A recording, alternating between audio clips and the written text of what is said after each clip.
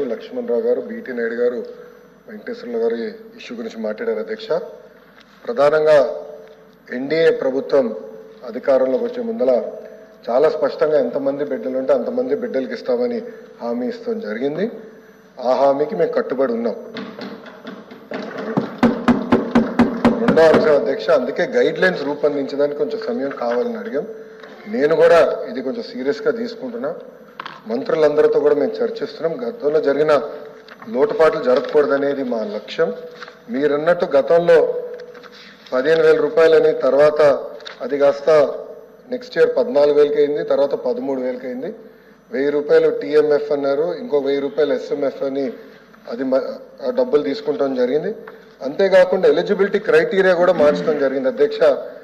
గ్రామాలు వచ్చే గల 5,000 రూపాయలు నెలకు వస్తే ఆటోమేటిక్గా వాళ్ళు ఎలిజిబుల్ అనేది, 5,000 కన్నా తక్కువ వస్తే ఎలిజిబుల్ అన్నారు. అట్లా మళ్ళీ దాన్ని మార్చారు. భూమి కూడా అది కూడా మార్చారు. దాని తర్వాత ఎలక్ట్రిసిటీ కన్జంప్షన్ విషయంలో కూడా కొన్ని నుసుకలు జరిగినాయి. ఇంతేకాకుండా పాదయాత్రలో కూడా నేను అనేక మందిని కలిసినప్పుడు వాళ్ళు చాలా స్పష్టంగా, మేము ఇప్పుడు అప్పు చేసి ఒక 4 వీలర్ 4th హ్యాండ్ బండి కొన్నాం అంటే 30,000 రూపాయలు 40,000 రూపాయలు పెట్టి ఒక స్కార్పియో కొనుక్కున్నాం. ఇమీడియట్గా తీసుకున్న వెంటనే మా తెల్ల కార్డు పోయింది, దానివల్ల మాకు రావాల్సిన సంక్షేమ కార్యక్రమాలన్నీ పోయినాయని వాళ్ళు నాకు చెప్తాం కూడా జరిగింది.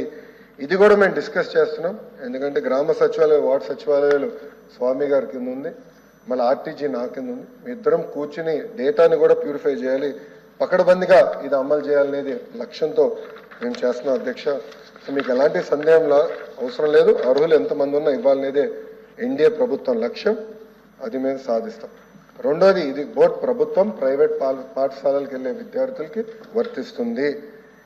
ఇంకో పక్కన పెద్దలు అన్నట్టు అధ్యక్ష, 2019 నుంచి 24తో పోల్చితే ప్రభుత్వ పాఠశాలలో సుమారుగా 72,000 మంది విద్యార్థులు తగ్గారు అధ్యక్ష. ఇది కూడా మేము చర్చిస్తున్నాం. ఎందుకంటే నాడు నేడు కార్యక్రమం ద్వారా వేలాది కోట్ల రూపాయలు ఖర్చు పెట్టిన విషయం వాస్తవం. కానీ ఎందుకు విద్యార్థులు తగ్గారు? గత ప్రభుత్వం సిబిఎస్ఈ తీసుకొచ్చింది.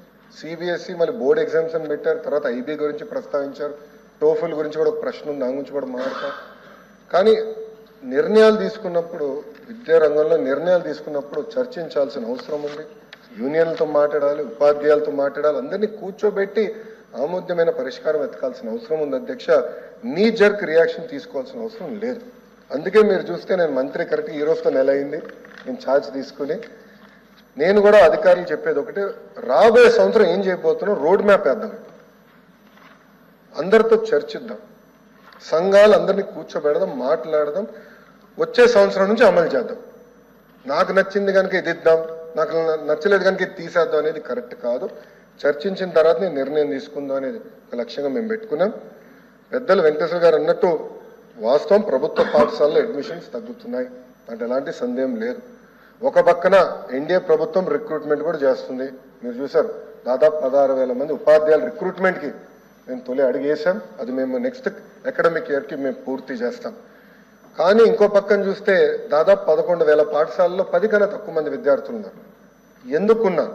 ఎలా అడ్మిషన్స్ పెంచాలి, నాణ్యత ఎలా పెంచాలి, అసెస్మెంట్ ఎలా చేయాలి, టెక్నాలజీతో జోడించి ఎలా చేయాలి, first grade, second grade, third grade pressure లేకుండా సిస్టమేటిక్ ఎట్లా చేయాలనేది కూడా మేము చర్చిస్తున్నాం. పక్క రాష్ట్రాల్లో కూడా ఏం జరుగుతుందో మేము చూస్తున్నాం. అటు ఉత్తరప్రదేశ్లో ఒక మోడల్ ఉంది, ఢిల్లీలో ఒక మోడల్ ఉంది. పక్క రాష్ట్రాల్లో కూడా ఏం జరుగుతుందో అందరం చర్చిస్తున్నాం. అధికారులు కూడా ఒక టీం వేసాం, వాళ్ళు కూడా వెళ్ళి చూస్తున్నారు. వాళ్ళు నివేదిక ఇచ్చినా నేను కూడా వెళ్ళాలనుకుంటున్నా. వెళ్ళి ఏం చేస్తున్నారో మోడల్ చూసి మన రాష్ట్రానికి కరెక్ట్ మోడల్ ఏంటనేది రూపొందించి అది మీ ముందర పెట్టి అందరు అభిప్రాయాలు తీసుకున్న తర్వాత మళ్ళీ ఆంధ్ర రాష్ట్ర ప్రజలు తల్లిదండ్రులు ముందలు పెడతా వాళ్ళ అభిప్రాయాలు సేకరించిన తర్వాతనే వచ్చే అకాడమిక్ ఇయర్ నుంచి మేము అమలు చేస్తాం.